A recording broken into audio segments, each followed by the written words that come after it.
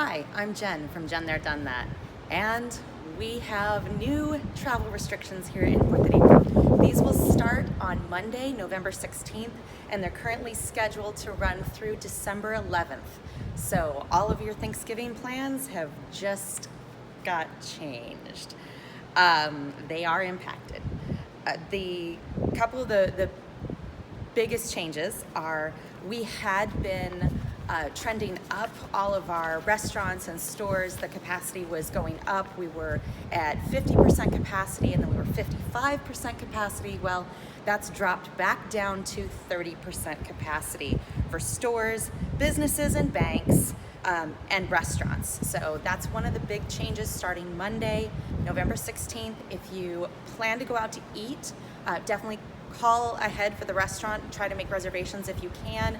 They may not be open and they will only be at 30% capacity. Some of the restaurants with really small indoor dining are actually closing their indoor dining and just doing outside patio dining completely, because this is Puerto Rico and in November you don't even need sleeves.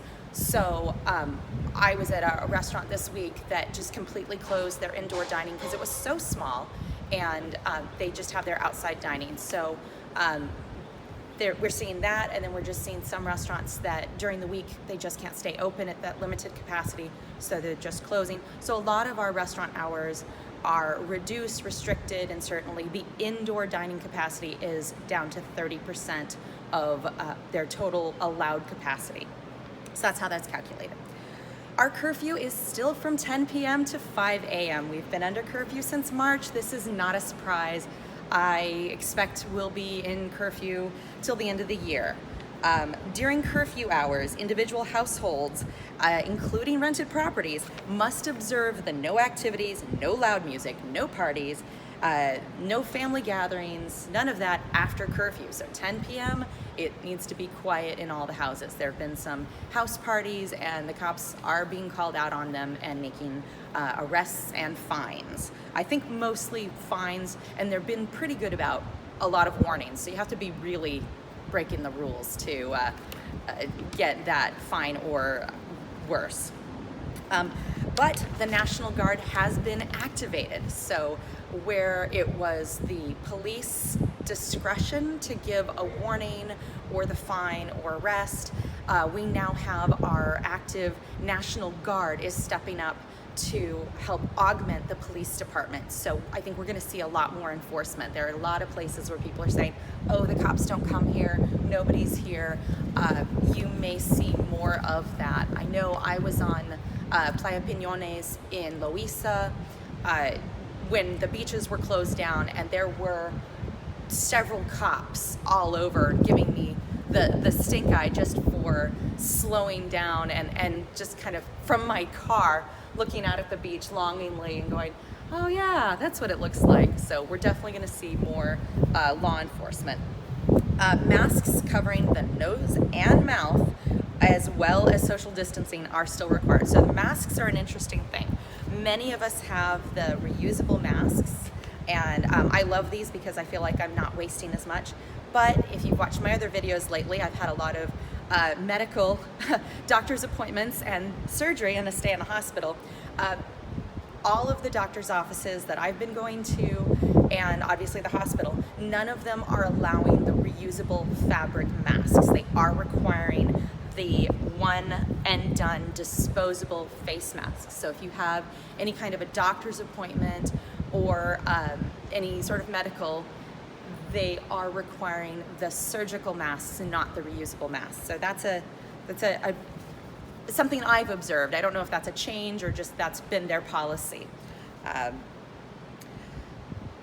If you're not wearing your mask or you're not doing your social distancing, first they're gonna warn you and then they're gonna fine you. There's a $100 fine for not wearing your mask and not observing good social distancing. This is the other big change.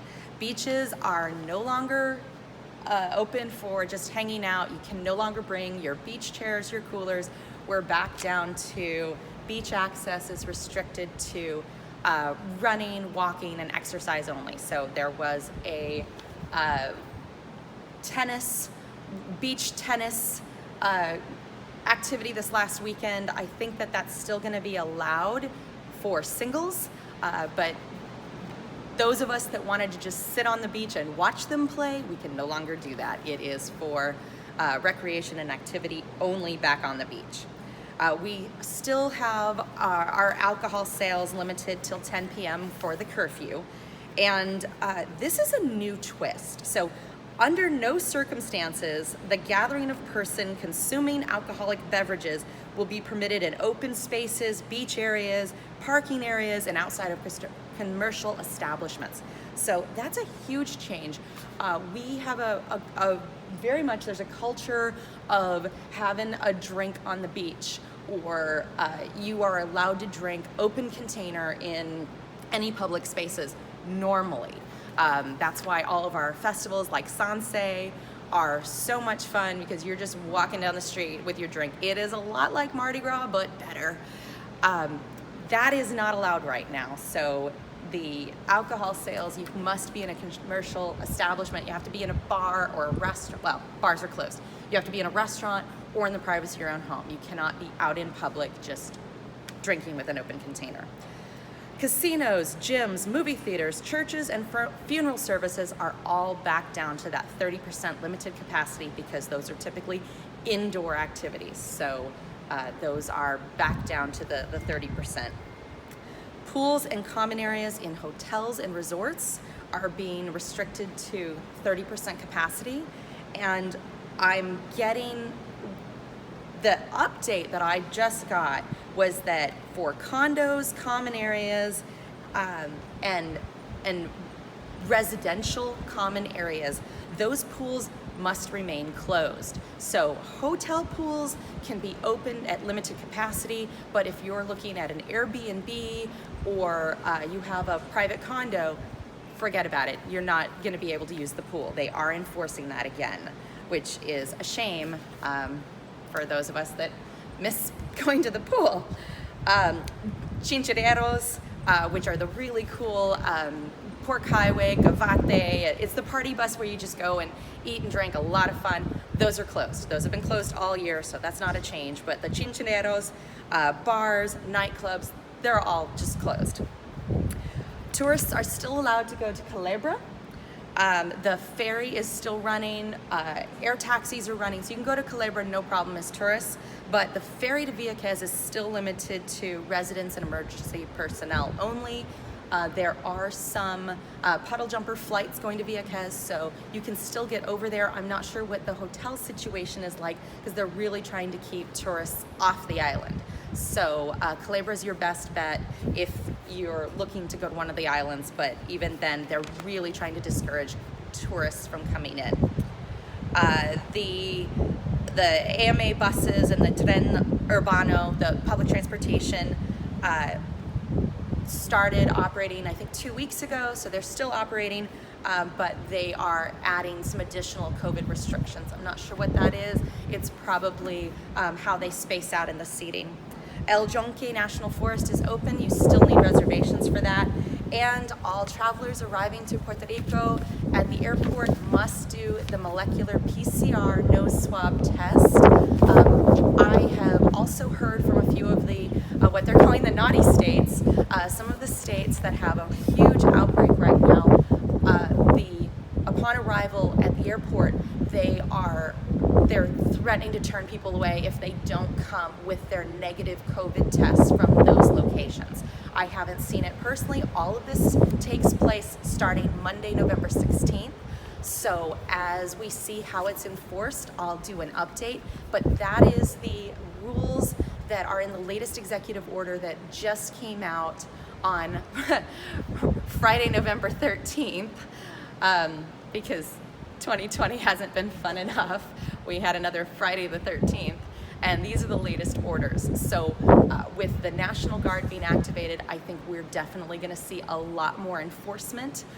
This is specifically targeted to family gatherings, folks that are coming here for vacation over Thanksgiving break. They're really no big gatherings. They're trying to discourage travel, so essential travel only. And if you are if you are already living here on the island or you're already here for your visit, they're asking you no big family gatherings, keep it small, limited in the restaurants and limited in the businesses. So we're gonna see if you do need to go shopping or pick something up, you're gonna see the limited capacity going into stores like we saw just a few months ago. So that's what the 30% limited capacity indoors really is gonna mean for us.